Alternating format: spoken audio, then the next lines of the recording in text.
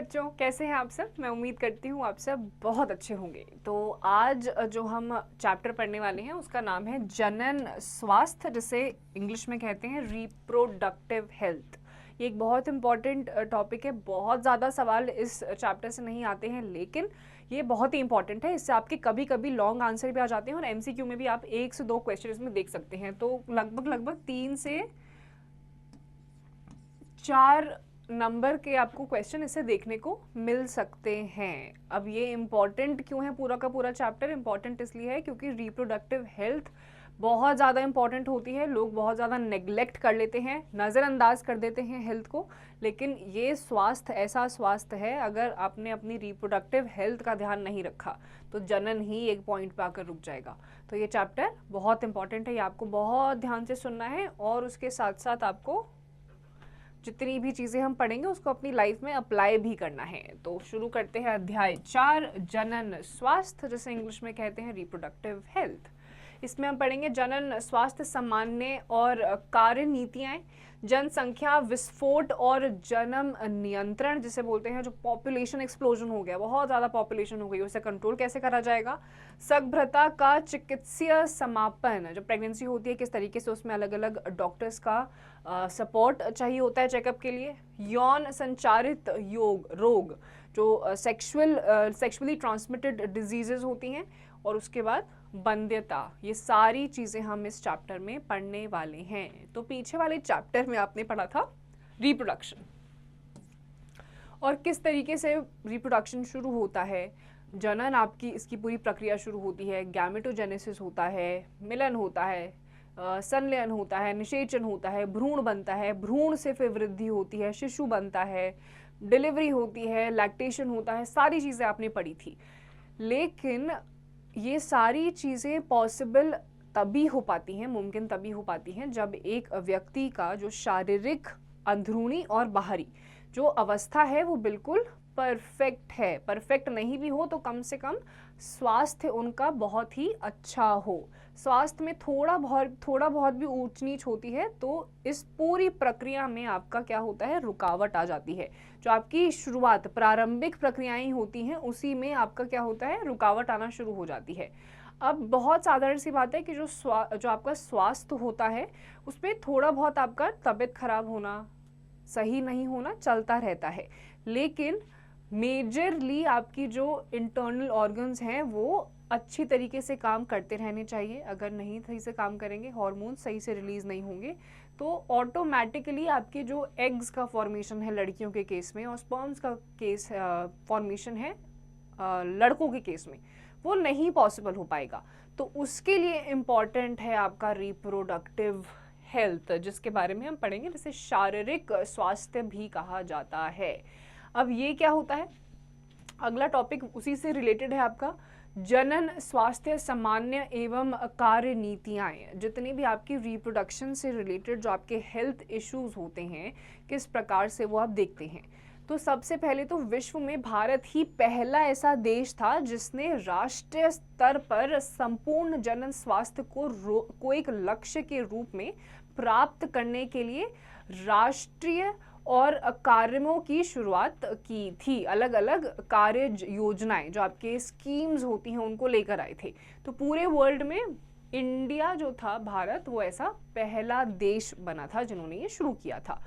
इसके अलावा आपके 1951 में इसकी शुरुआत हो गई थी। अलग अलग स्कीम्स लेकर आए। स्कीम लाने की ज़रूरत क्या थी? ज़रूरत ये थी कि बहुत हद तक लोगों को पता ही नहीं था कि उनकी शारीरिक ज़रूरतें क्या हैं और अपने स्वास्थ्य को वो किस तरीके से बेहतर कर सकते हैं।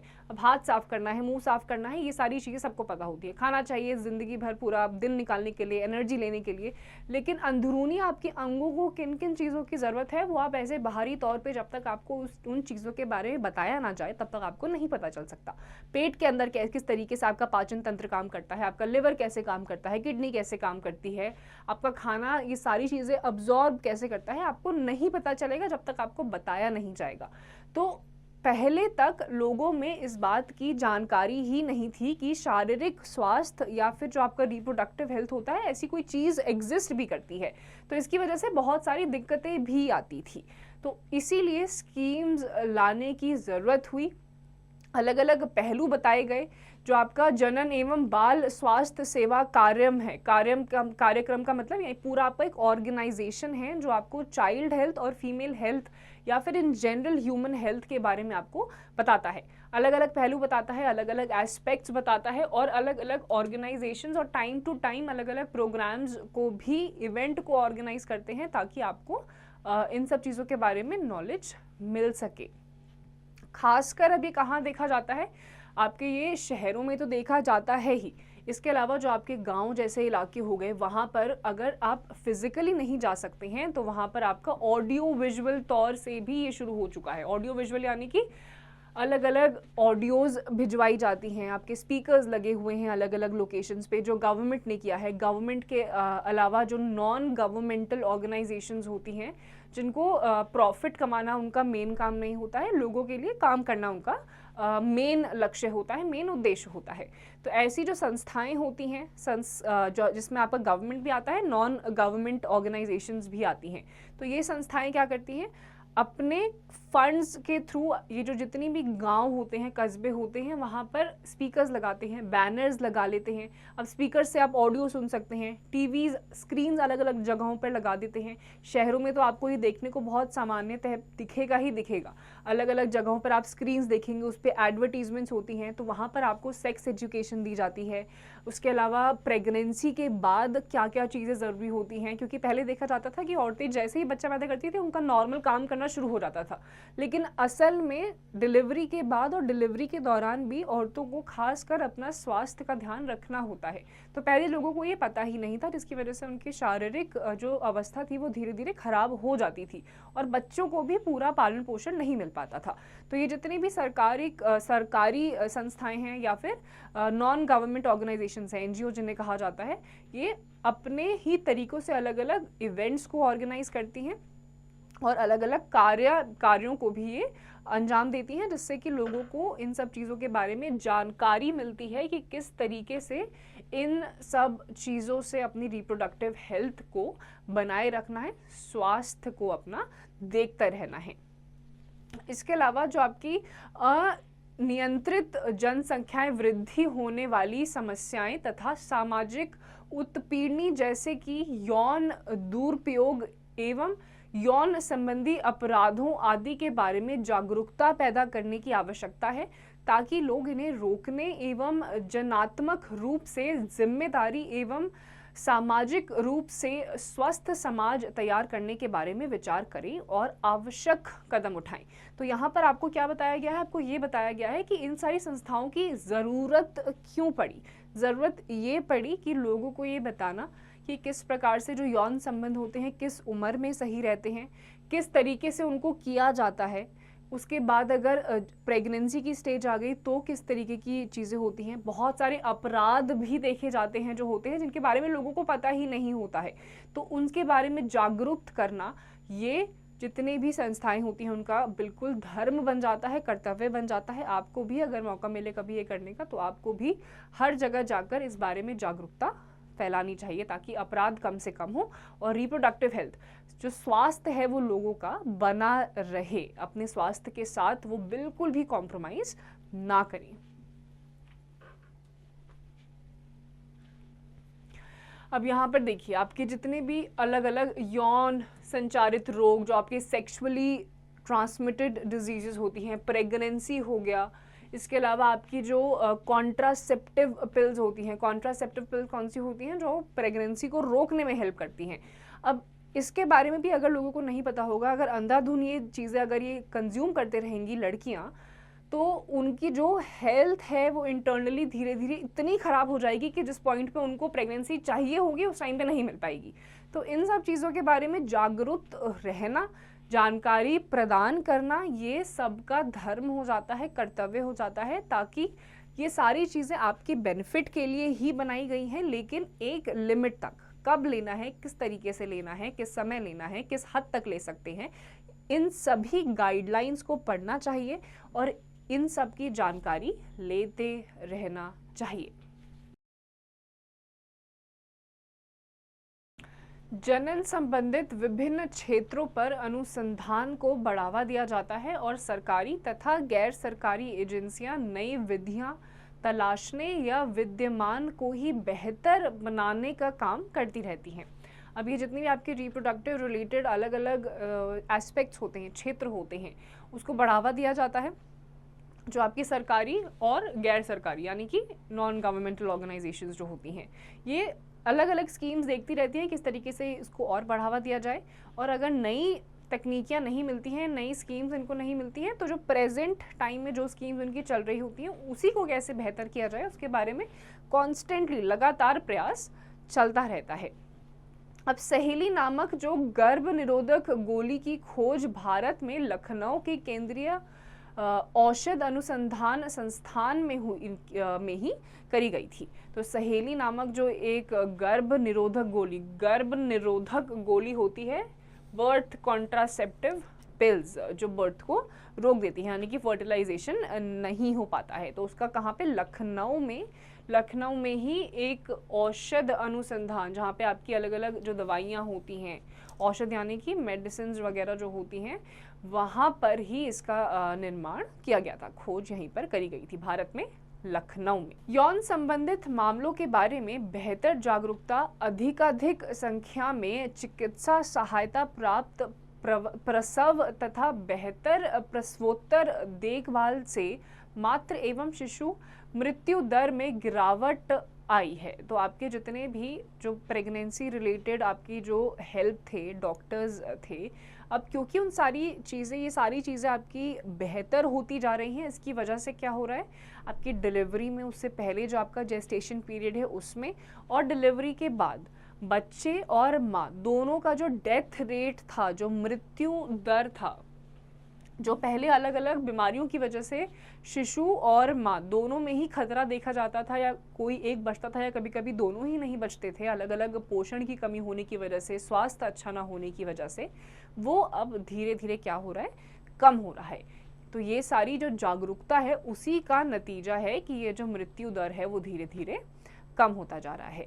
लघु परिवार वाले जोड़ों की संख्या बढ़ी है। यौन संचारित योगों की सही जांच पड़ताल तथा देखभाल और कुल मिलाकर सभी यौन समस्याएं हेतु बड़ी हुई चिकित्सा सुविधाओं का होना आदि समाज के बेहतर जनन स्वास्थ्य की ओर संकेत देते हैं। तो ये चिकित्साएं, जितने भी आपके हॉस्पिटल्स हैं वो धीरे धीरे बढ़े हैं, चिकित्सालय बढ़े हैं, जो डॉक्टर्स हैं वो बढ़ गए हैं, सब मिलकर काम कर रहे हैं, सरकारी संस्थाएं भी और जो गैर सरकारी संस्थाएं हैं, दोनों ही मिलकर काम कर रही हैं। उसकी वजह से क्या हो रहा है, धीरे धीरे आपके मृत्यु दर में भी गिरावट आ रही है और लोगों में ज़्यादा से ज़्यादा जागरूकता भी अपने स्वास्थ्य के बारे में फैल रही है।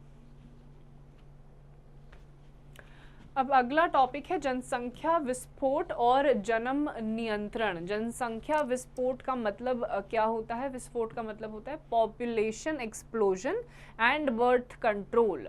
अब पॉपुलेशन कंट्रोल करने की ज़रूरत क्यों है? क्योंकि एक जगह पर जब कोई भी रहता है तो रिसोर्सेज लिमिटेड होते हैं।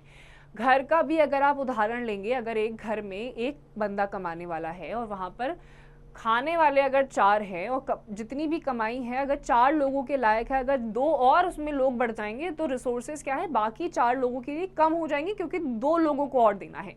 तो इसमें क्या होगा, धीरे धीरे यही गरीबी की ओर आपको लेकर जाता है। गरीबी के साथ साथ आपका जो पोषण है वो भी कम होता है, मैल न्यूट्रिशन होता है, मैल न्यूट्रिशन से लोग मरना भी शुरू कर देते हैं। तो ये सारी चीज़ों की वजह से क्या होता है, आपका स्वास्थ्य पे ही आपका असर पड़ता ही पड़ता है। तो अब यहाँ पर आपका क्या है, पॉपुलेशन एक्सप्लोजन। इतनी ज़्यादा आबादी बढ़ती जा रही थी या अभी भी बढ़ती जा रही है कि उसे कंट्रोल करना बहुत ज़रूरी हो गया था। इसीलिए जनसंख्या विस्फोट के साथ आया जन्म नियंत्रण यानी कि बर्थ कंट्रोल। ज़रूरी भी है क्योंकि जितनी भी कोशिश कर लीजिए रिसोर्सेज आपके पास इतने ही हैं। अब इतने से ज़्यादा अगर लोग आ जाएंगे, रिसोर्सेज उतने ही हैं, तो वो अगर एक के पास 4 के लायक था तो पॉपुलेशन बढ़ने से अब एक के पास 1 ही रह जाएगा, तो न्यूट्रिशन में थोड़ी बहुत कमी आएगी ही आएगी। इसीलिए बर्थ कंट्रोल की ज़रूरत पड़ी। अब बर्थ कंट्रोल किस तरीके से हुआ, फर्टिलाइजेशन से पहले ही ये कंट्रोल कर दिया गया, लोगों में जागरूकता फैलाई गई कि जितने कम बच्चे एक घर में उतना ही ज़्यादा फ़ायदा। एक ही बच्चा होगा तो आप उसको पढ़ा भी अच्छे से पाएंगे, स्कूल भी अच्छे से भेज पाएंगे, खाना पीना भी सबका बहुत अच्छे से होगा, बहुत ही सुखद परिवार रहेगा। अब कमाने वाला एक, बच्चे 6-6, तो आपकी रिसोर्सेज ही इतने ज़्यादा डिवाइड हो जाएंगे कि आप ढंग से कुछ भी यूटिलाइज कर ही नहीं पाएंगे। तो यहाँ पर आया बर्थ कंट्रोल, जन्म नियंत्रण, जहाँ पर ये जागरूकता फैलाई गई कि जितने कम बच्चे, जितनी कम पॉपुलेशन, उतना ही ज़्यादा एक सुखद परिवार। एक टाइम पे ऐसी स्कीम भी आ गई थी, 1 फैमिली 1 चाइल्ड, यानी कि एक परिवार एक बच्चा, हम दो हमारे एक। ये पूरी स्कीम चल रही थी पॉपुलेशन के विस्फोट को रोकने के लिए। लेकिन अगर आपका ये वाला जो आपका स्कीम था अगर ढंग से काम नहीं करता था, यानी कि फर्टिलाइजेशन हो ही जाता था, लोग प्रेग्नेंट हो ही रहे थे, उसके बाद आपके आते थे बर्थ कॉन्ट्रासेप्टिव पिल्स। अब ये भी कुछ हद तक लेने में ही स्वास्थ्य को असर या स्वास्थ्य को खराब नहीं करते हैं। अगर आप अंधाधुंध से लिए जा रहे हैं, हर बार आपने इसी को अपना सोल्यूशन बना लिया है कि अगर कुछ होता है तो बर्थ कॉन्ट्रासेप्टिव पिल्स काम आ जाएंगी, तो ये आपकी बॉडी को बिल्कुल अंदर से बुरी तरीके से ख़त्म कर देगा। नेचुरल जैसे आपकी बॉडी फंक्शन कर रही है वैसे ही करती रहे तो अच्छा है। बाहर से कुछ भी छेड़छाड़ अगर आप करेंगे तो अंदर जो चेंजेस आएंगे, फिर बाद में आप उसको चाह कर भी, बहुत पैसे लगाकर भी, बहुत डॉक्टर्स लगाकर भी ठीक नहीं कर पाएंगे। तो इससे अच्छा है कि कुछ भी काम खराब हो उससे पहले ही आप रुक जाइए।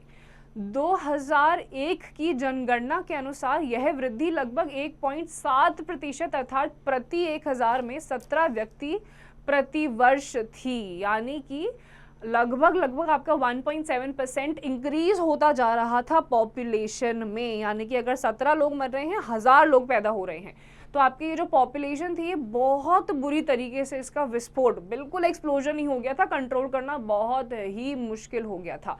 यद्यपि इस वृद्धि दर से 33 वर्षों के दौरान ही हमारी जनसंख्या दोगुनी हो गई थी, यानी कि आपके जो 33 ईयर्स में ही जो आपकी पॉपुलेशन थी वो सीधे आपकी ऐसी हो गई डबल। 1 करोड़ थे तो सीधे 3 साल में 2 करोड़ लोग हो गए।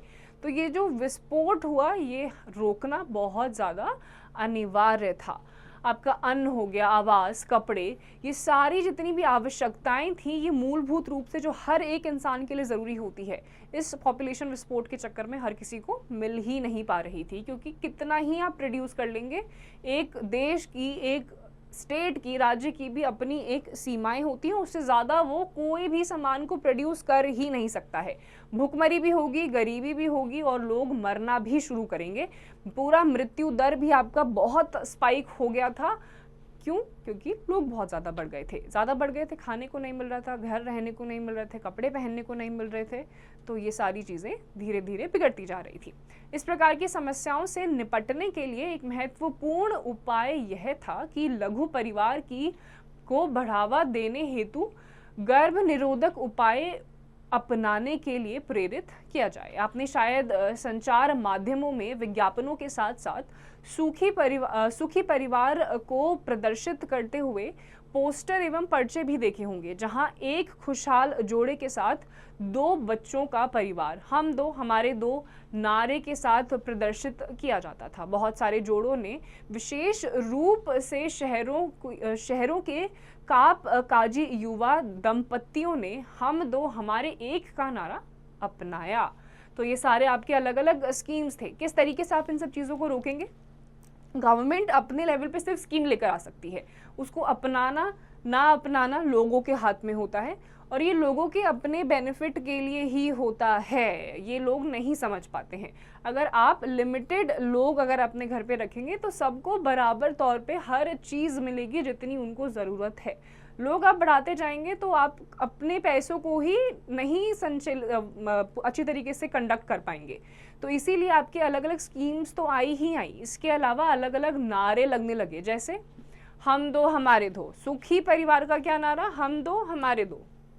ऐसे पोस्टर लगने लग गए कि 2 लोग हैं, 2 बच्चे, बिल्कुल ठीक है, परफेक्ट है, कोई ज़्यादा दिक्कत नहीं होगी। कुछ जगहों पर देखा गया कि विशेष रूप से कैसे नारे लगने लग गए, हम 2 हमारा 1, यानी कि 2 बच्चों की भी ज़रूरत नहीं है, इतनी आबादी बढ़ गई है, 1 बच्चा भी बहुत है, उसी को अच्छे से पढ़ाएंगे, अच्छे से उसका पालन पोषण करेंगे और सुखद परिवार रहेगा।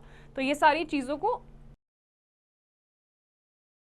विवाह की वैधानिक आयु स्त्री के लिए 18 वर्ष तथा पुरुष के लिए 21 वर्ष सुनिश्चित है और समस्या से निपटने हेतु लघु परिवार के लिए जोड़ों को प्रोत्साहित किया जाता है। तो शादी के लिए जो आपकी आयु सुनिश्चित करी गई है वो लड़कियों के लिए 18 साल है, लड़कों के लिए 21 साल है। इससे ज़्यादा जल्दी अगर रहती है तो पुलिस भी जल्दी जल्दी आएगी और आपको पकड़ के जेल में अंदर बंद कर देगी। तो ये जो दोनों आपकी आयु है, एज है, ये लड़कों और लड़कियों के लिए सुनिश्चित कर दी गई है। इससे पहले शादी नहीं करनी है। क्या रीज़न था इसका? इसका भी यही रीज़न था क्योंकि जितनी जल्दी लोगों की शादी हो जाती थी उतने ही जल्दी बच्चे भी हो जाते थे। अब बच्चे भी 1 या 2 नहीं, वो 6-6 की लाइनों में होते थे। तो उस पॉपुलेशन को कंट्रोल करने के लिए ये एज को सुनिश्चित करा गया। इससे बहुत हद तक बेहतर तो चीज़ें हुई हैं, बट बहुत अच्छी अभी भी नहीं हुई हैं क्योंकि गैर कानूनी तरीक़ों से लोग अभी भी शादियाँ बहुत सारे एरियो में कर लेते हैं, लेकिन नहीं करना चाहिए। तो बच्चों, मैं उम्मीद करती हूँ आपको आज का जितना भी हमने पढ़ा है वो आपको समझ में आ गया होगा। इसी का जो दूसरा भाग है वो हम दूसरी क्लास में करेंगे।